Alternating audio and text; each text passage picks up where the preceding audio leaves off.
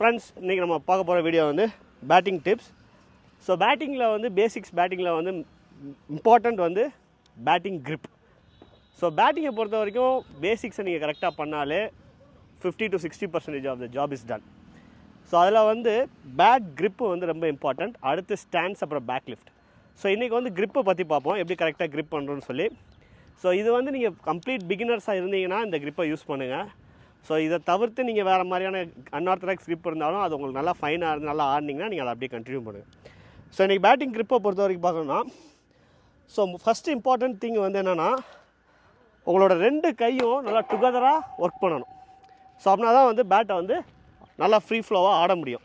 So அதுக்கு என்ன பண்ணோன்னா, யூஸ்வலாக வந்து கேப் விடக்கூடாது. 2 கைக்கு பின்னாடி கேப் விடக்கூடாது. ஸோ இப்போ கேப் இருந்துச்சுன்னா ஒரு கை வந்து இன்னொரு கையை வந்து ஃப்ரீ ஃப்ளோவாக ஆட விடாது. ஸோ அதனால் வந்து நல்லா க்ளோஸாக பேட்டை பிடிக்கணும், க்ளோஸாக. ஸோ அந்த க்ளோஸாக பிடிச்சிட்டு, ஸோ பேட்டை பொறுத்த வரைக்கும் இந்த வி வந்து ரொம்ப இம்பார்ட்டண்ட். இந்த வி, ஸோ இந்த வீலை வச்சு பார்த்துட்டு க்ளோஸாக இருக்கணும். ஸோ நீங்கள் பேட் பண்ண போகும்போது வி எந்த சைடு டாமினண்ட்டாக இருக்குதுன்னு சொல்லி பாருங்கள். சில பேருக்கு வந்து பார்த்திங்கன்னா கொஞ்சம் லெக் சைடு டாமினண்ட்டாக இருக்கும், சில பேருக்கு வந்து கொஞ்சம் ஆஃப் சைடு டாமினண்ட்டாக இருக்கும். இப்போ ஃபார் எக்ஸாம்பிள் இப்போ south African captain, former south African captain Graeme ஸ்மித்லாம் எடுத்துக்கிட்டிங்கன்னா, அவர் வந்து நல்லா ஆஃப் சைட்லேயே போய் லெக் சைடு ஆடக்கூடிய பிளேயர். அவரோட gripலாம் பார்த்தீங்கன்னா நல்லா கொஞ்சம் leg side dominant grip. So இப்படி என்ன பண்ணுவார்னா, ஸோ இப்படி ஒரு ஜம்ப் போயிட்டு லெக் சைடில் ஆடுவார். அதே மாதிரி இப்போ நாசர் ஹுசைன் அவங்கெல்லாம் பார்த்தீங்கன்னா off side dominant grip. So leg side dominant grip, off side dominant gripங்கிறத வந்து ஒவ்வொருத்தவங்களோட இண்டிவிஜுவல் ப்ரிஃபரன்ஸை பொறுத்து.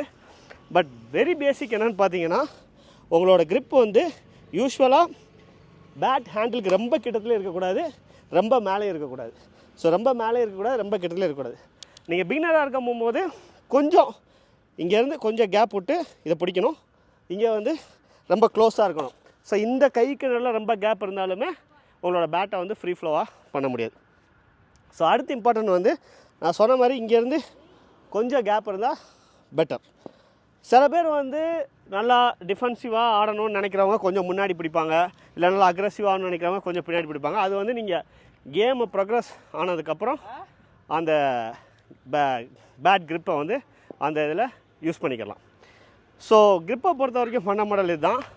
என்றைக்குமே வந்து உங்கள் வியை வந்து ஃபோக்கஸ் பண்ணுங்கள். உங்கள் தம் அண்ட் இது வி எந்த சைடு டாமினன்ட் ஆகுதுன்னு தெரிஞ்சுட்டு அதுக்கேற்ற மாதிரி உங்கள் பிளேயை அட்ஜஸ்ட் பண்ணிக்கலாம். ஸோ அடுத்து இன்னொன்று என்னென்னா, பேட்டை எவ்வளோ ஸ்ட்ராங்காக பிடிக்கணும்னு சொல்லி.